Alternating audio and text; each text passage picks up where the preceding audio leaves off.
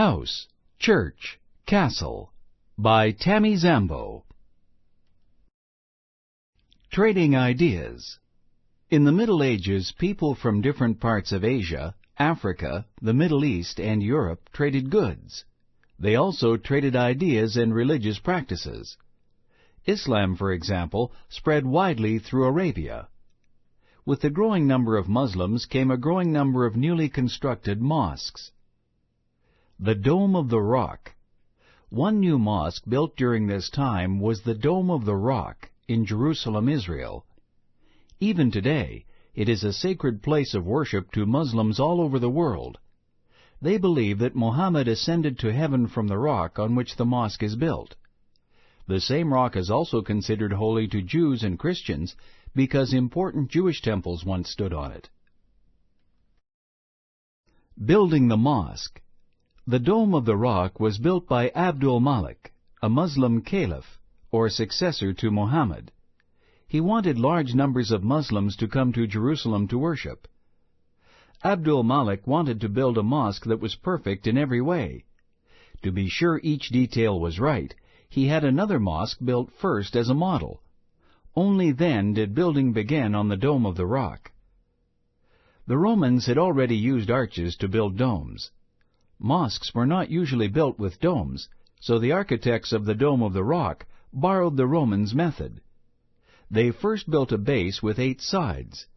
To make the base strong enough to hold up the dome, they used arches in the base. Then they built the dome on top of the base.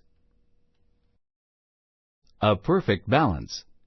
Inside the Dome of the Rock, the space is divided by 3 rings of columns and piers, or supporting structures, made from marble.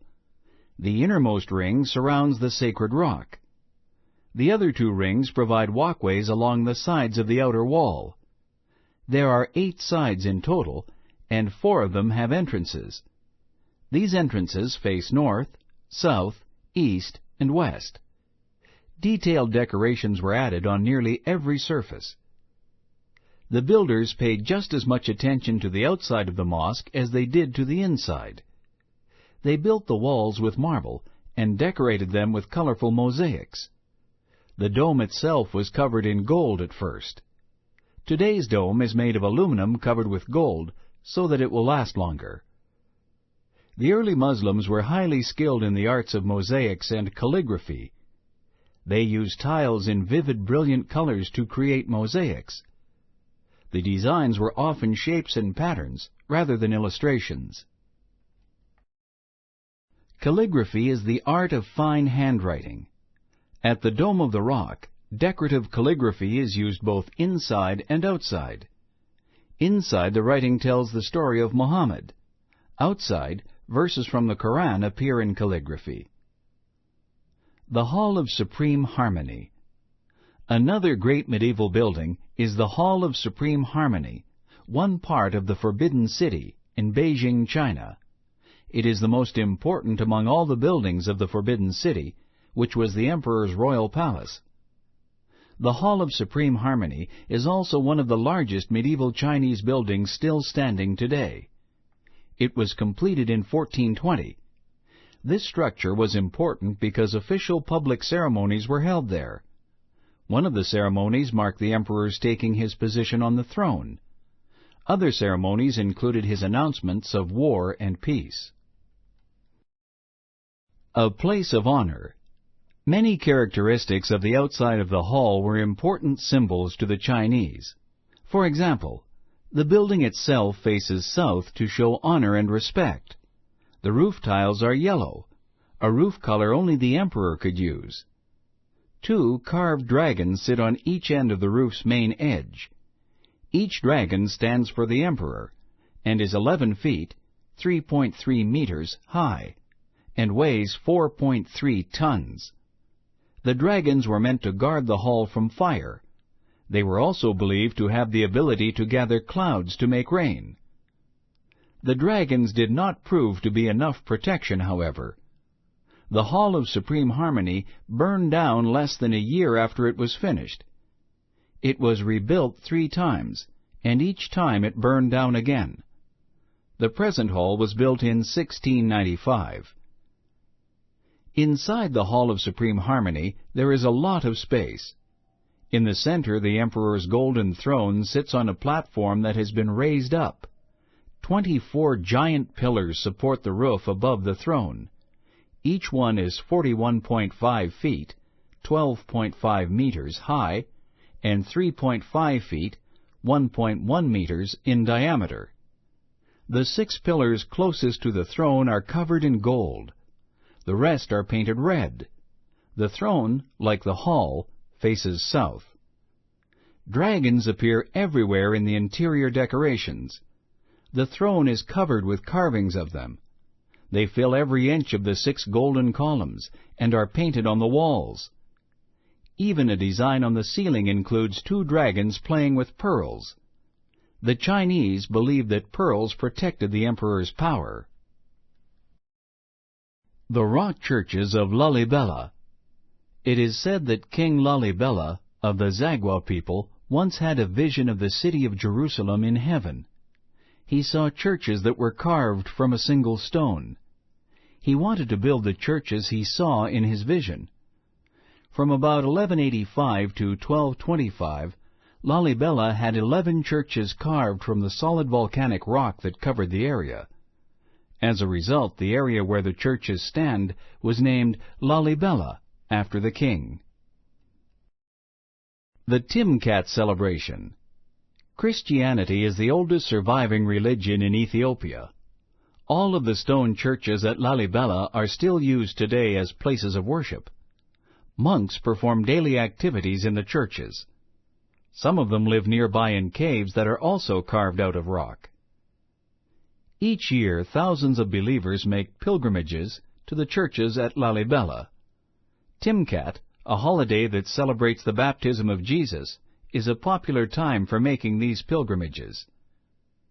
In the Ethiopian Orthodox Church, the most sacred object is the tablet. This is a tablet made of wood or stone that represents the 10 Commandments. Each church has a tablet stored in a special place that only priests can enter. During Timkat, priests take all the tablets of the churches to a nearby river. There, the priests lead the pilgrims in a worship service. Many churches, many styles. A variety of designs were used in building the Lalibela rock churches. None of the churches are alike. The largest church is the Church of the Savior of the World, also called the Church of the Redeemer. A colonnade, or row of columns, is outside the church. Arches are carved both on the roof and above the colonnade. The entire building of the Church of St. George is carved in the shape of a cross. 2 crosses are also carved on the roof, one inside the other. The roof is flat and lies at the original ground level. The carved crosses also push off rainwater from the roof. The water pours out through the mouths of carved figures called gargoyles on the sides of the church. Each church is different from the others on the inside, too. Most of them are simple and plain. The Church of Mary, however, is decorated with carvings and murals.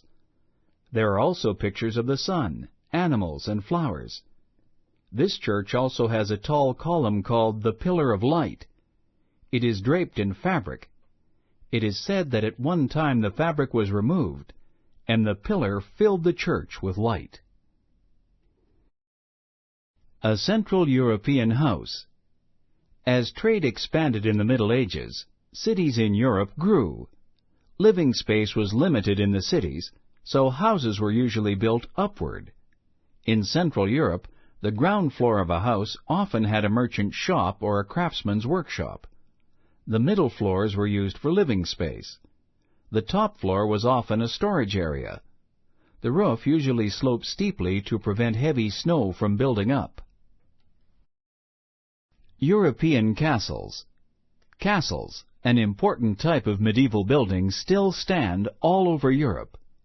A castle was the home of the lord of a manor, or sometimes a monarch. A castle was much more than just a home. Castles were also fortresses, designed for protection.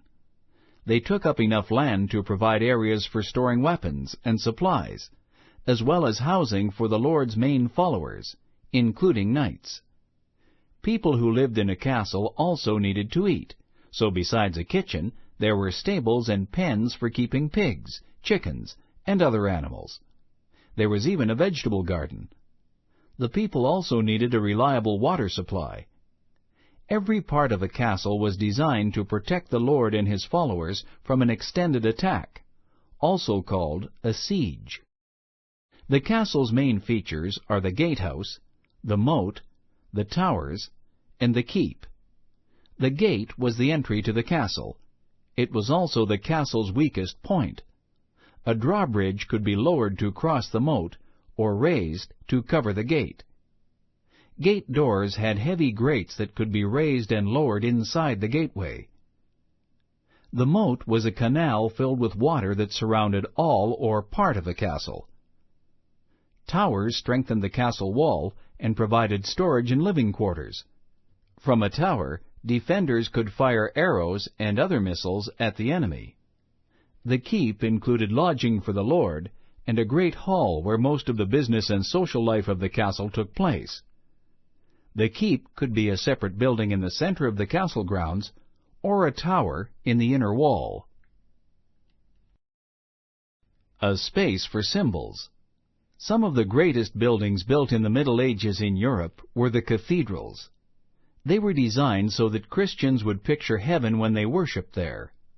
A cathedral could take hundreds of years to build. Nearly every part of a cathedral had a special meaning. The end of the cathedral, where the altar was located, faced east, toward the rising sun. Another common feature was the cross-shaped design of the building. The walls of a cathedral were built very high.